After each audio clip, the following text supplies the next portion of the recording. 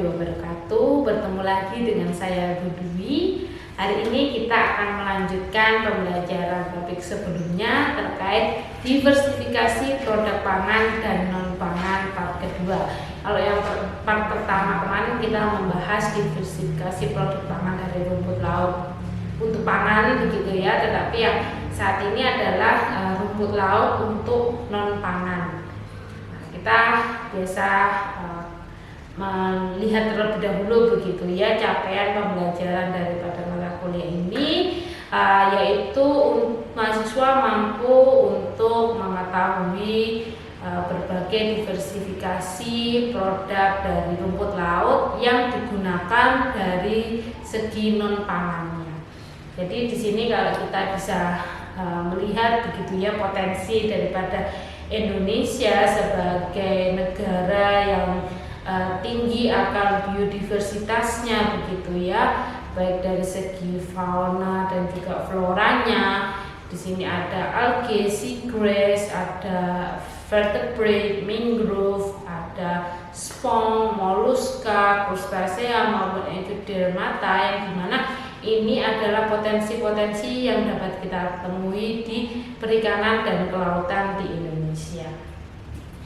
Nah, ekosistem laut di sini kita bisa gali begitu ya nantinya sebagai sumber-sumber daripada bioproduct itu sendiri, di mana salah satunya berasal daripada rumput laut yang nanti akan kita bahas lebih lanjut, di mana karena biota yang hidup begitu ya di ekosistem laut ini banyak pressure begitu ya dari gelombang laut, angin dan lain sebagainya, sehingga dia memiliki aktivitas untuk defense, attacks, nailing maupun nutritionnya, sehingga dari sini menghasilkan yang kita sebut sebagai metabolit sekunder nantinya. Nah, di sana dari metabolit sekunder itu bisa berpotensi begitu untuk dijadikan pangan, medicine, enzim, kosmetik maupun juga energi.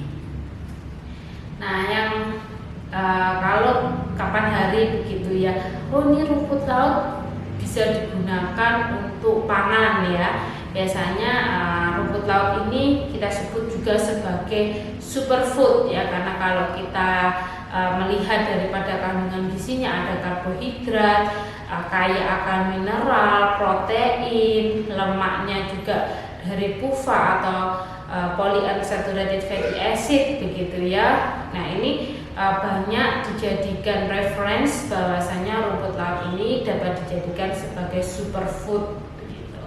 Nah, ini hanya mereview terlebih dahulu ya Pak, kita yang kemarin begitu ya, pertemuan kita yang kemarin, bahwasanya rumput laut ini bagian daripada pangan ya.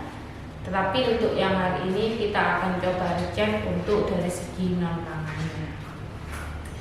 Nah, kalau dari segi non pangannya biasanya rumput laut ini dilakukan eksplorasi begitu ya, terkait tadi saya sebut sebagai metabolit sekundernya, di mana dalam memperoleh metabolit sekunder ini kita perlu melakukan berbagai tahapan teknologi, mulai dari mengkoleksi sampelnya, melakukan preparasi dan isolasi, kemudian kita melakukan cataloging dan storing, kemudian melakukan analisis, hingga nantinya kita dapat menghasilkan daripada potensi-potensi apa saja yang bisa kita dapatkan dari rumput laut itu sendiri. Nah, pada mata kuliah ini, terutama materi diversifikasi produk rumput laut non pangan ini, nantinya saya akan lebih banyak bercerita terkait dengan teknologi dalam mengolah daripada rumput laut untuk dari segi bioaktifnya begitu ya, sehingga tidak digunakan untuk pangan tapi digunakan untuk non pangan. Nah, dari sini yang pertama kita bisa melihat terkait bioproduk dari biomas rumput laut itu sendiri. Nah, dari biomas rumput laut yang kita dapatkan, karena rumput laut ini juga termasuk daripada renewable resources dari perikanan dan kelautan. Di sini saya rasa biomasnya sudah cukup banyak dan tersebar di berbagai wilayah daripada Indonesia. Kemudian dari situ kita bisa melakukan proses untuk collecting begitu ya. Dari collecting itu kita bisa nantinya melakukan pre-treatment, kemudian dilanjutkan dengan ekstraksi maupun purifikasi. Nah, dari situ kita bisa nantinya memperoleh suatu compound ataupun bahan-bahan lainnya ya, misal ada mineral, protein maupun juga pigmen ataupun juga fenol yang dapat diaplikasikan nantinya baik untuk pupuk atau fertilizer, untuk pakan atau animal feed, dan juga untuk healthcare maupun juga kosmetik, bioetanol dan lain sebagainya. Nah, tadi saya sempat menyebut istilah bioaktif ya, sehingga apa itu senyawa bioaktif? Jadi bioaktif ini merupakan gabungan dari istilah bio dan juga aktif, menjadikan live dan juga dynamic, full of energy and have activity. Sehingga ketika kita berbicara terkait dengan bioaktif, ini adalah singkatan dari biologically active begitu ya.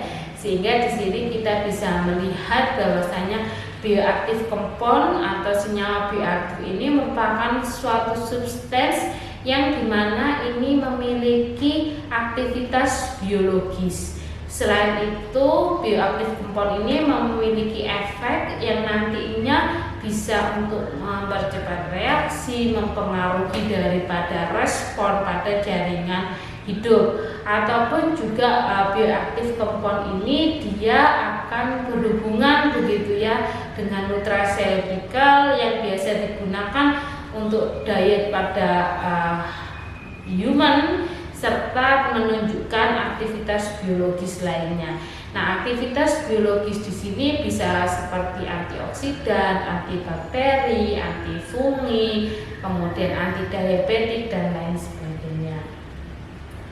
Nah, kemudian dari situ kita bisa melihat adanya aktivitas biologis begitu ya, dimana pada materi ini saya akan memperkenalkan yang dulunya adalah penelitian saya ya, tapi ini adalah penelitian orang lain, tetapi hampir sama dengan penelitian saya yang memiliki topik terkait antihipertensi. Nah, antihipertensi pun di sini juga termasuk daripada aktivitas biologis yang saya dapatkan dari protein atau peptida. Nah, di sini fungsi daripada bioaktif peptide yaitu adanya antihipertensi activity, antioksidan activity, ada juga antimikrobial activity, anti-inflammatory activity dan lain sebagainya.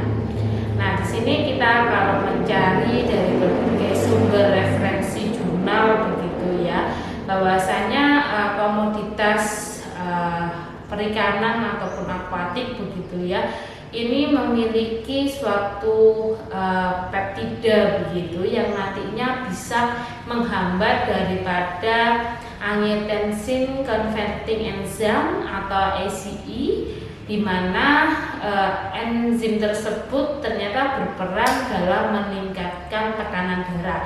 Sehingga dengan kita menghentikan daripada aktivitas enzimnya dengan dari komoditas akuatik ini diharapkan mampu untuk menekan daripada tekanan darah pada manusia. Nah, berbagai sumber protein yang bisa digunakan ini salah satunya dari seaweed, rumput laut ataupun juga algae, yang dimana dalam prosesnya nanti dilakukan berbagai tahapan yang mulai dari ekstraksi, kemudian melakukan proses pengujian untuk aktivitas inhibitorinya, sampai nanti ke proses purifikasi peptidanya. Nah, di sini kalau kita melihat role daripada angiotensin 1 converting enzyme atau ACE untuk peningkatan blood pressure ya, atau tekanan darah, bahwasanya ada enzim angiotensin bukan enzim ya, tapi ini merupakan suatu sistem ya di dalam renin angiotensin aldosterone system, di mana angiotensinogen ini dirubah menjadi angiotensin 1 dan angiotensin 2. Nah, yang berbahaya ini ketika angiotensin 1 dirubah menjadi angiotensin 2, ini adalah strong vasoconstrictor. Ini dipercepat dengan adanya angiotensin 1 converting enzyme. Nah, apabila enzim ini bekerja, ini akan meningkatkan tekanan darah, tetapi sebaliknya apabila enzim ini dihambat pertumbuhannya, kerjanya begitu ya, maka dia akan bisa menurunkan daripada tekanan darah. Nah, bagaimana kita melakukan screening terhadap bioaktif peptide dari proses hidrolisa? Nah, biasanya kita melakukan proses hidrolisanya itu menggunakan enzim protease begitu ya, karena memang yang akan di breakdown ini adalah protein, sehingga harus menggunakan enzim protease. Contohnya ada tripsin, pepsin, chymotrypsin, dan juga thermolysin. Kemudian kita lakukan pengecilan daripada size peptidanya gitu ya, kurang dari 3 kilodalton. Setelah itu kita lakukan proses fraksinasi, kemudian kita lakukan collecting hasil daripada proses fraksinasi tersebut, kemudian kita lakukan proses identifikasi begitu ya daripada aktif peptide apa saja ini yang terkandung di dalam hidrolisa tersebut begitu ya, menggunakan LCM SMS, kemudian dilakukan validasi, dilakukan proses ACE inhibitory assay-nya, kemudian kita bisa menggunakannya baik itu secara in vivo maupun juga in vitro. Nah, dalam proses atau teknologi untuk vaksinasi peptidanya, kita bisa menggunakan beberapa metode, mulai dari penggunaan RP-HPLC, kemudian ada ion exchange chromatografi, ada phase exclusion chromatografi, hingga juga affinity chromatografi. Nah, ini saya temukan ada jurnal yang terkait screening angiotensin 1 converting enzyme inhibitory peptide derived from Caulerpa lentilifera. Jadi Caulerpa ini adalah rumput laut hijau begitu ya, yang dimana dia dilakukan proses penarikan daripada peptida bioaktifnya untuk menghambat daripada kerja enzim angiotensin 1 converting enzyme ini. Nah, dimana Caulerpa lentilifera ini juga dikenal sebagai anggur laut begitu ya, dari jenis alga hijau. Ini juga mengandung, kalau misalnya digunakan untuk pangan, itu juga mengandung banyak mineral, serat, vitamin A, vitamin C, dan juga unsaturated fatty acid-nya.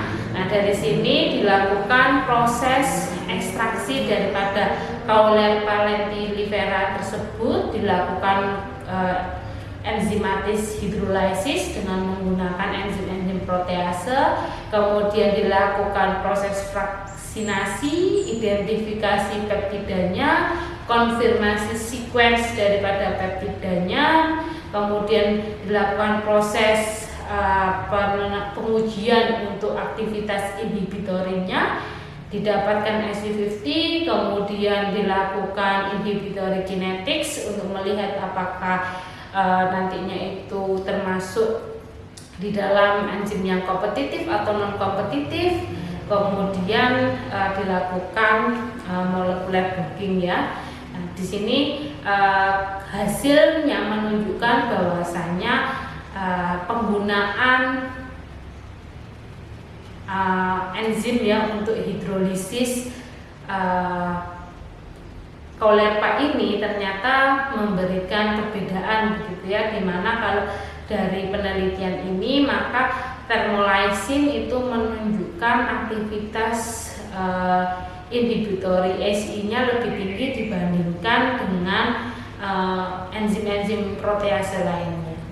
Kemudian setelah itu dilakukan proses fraksinasi, kemudian didapatkan hasil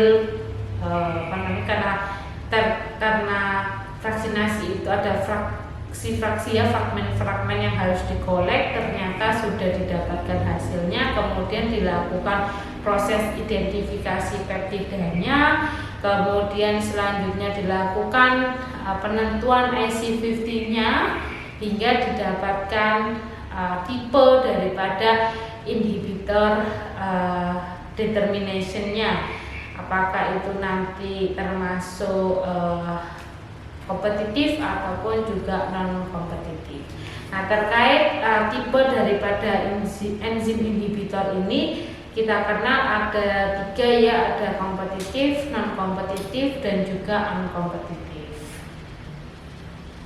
Nah, dari sini kalau bisa saya simpulkan ya, bahwasanya untuk pengolahan diversifikasi produk rumput laut non pangan ini biasanya memang dilakukan suatu eksplorasi terkait dengan potensi yang bisa digunakan, terutama bagi senyawa metabolit sekundernya begitu ya, baik nantinya sebagai aktivitas biologis seperti antioksidan, anti bakteri, anti fungi, anti diabetik maupun juga anti hipertensi. Tapi di sisi lain juga pengembangannya bisa kita lihat bahwasannya karena rumput laut ini juga memiliki